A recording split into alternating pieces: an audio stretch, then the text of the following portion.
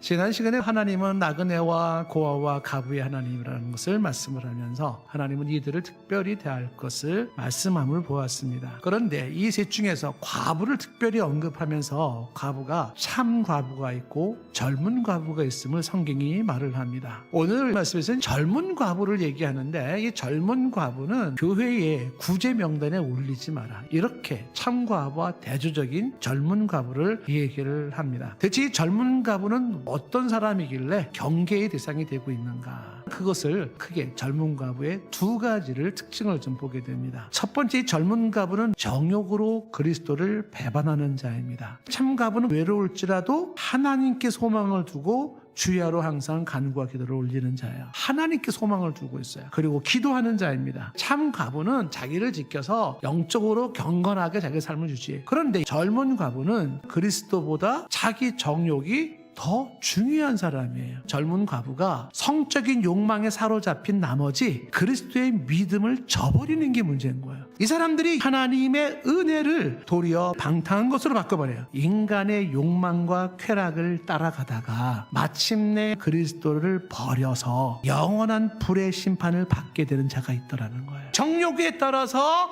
그리스도를 배신하는 자들이 있는데 욕망의 일시적인 쾌락으로 영원한 저주를 자처하는 미련한 자예요. 교회는 이런 자들을 과부의 명부에 올리지 말고 그런 사람들을 섬기려고 하고 구제하려고 하고 하지 마라. 두 번째 특징이 그들은 게으름을 익혀서 집집으로 돌아다니고 게으를 뿐만 아니라 쓸데없는 말을 하여서 일을 만들며 마땅히 아니할 말을 하는 자들이지. 게으른 사람들은 자기의 인생을 창조적이고 생산적인 데 쓰지 않아요. 자기의 인생을 파괴적이고 비생산적이며 피해를 주는 것에다 써버려요. 분열시키고 다툼 만들어내고 이런 일을 하고 있더라는 얘기예요. 젊은 과부와 참 과부가 이렇게 달라요. 똑같은 시간을 쓰고 똑같은 물질을 쓰고 똑같은 삶의 에너지를 쓰는데 어떤 사람은 다른 사람을 세워주는 창조적인 일을 쓰고 어떤 사람은 다른 사람을 파괴시키는 데 쓰고 있더라는 거예요. 사도 바울이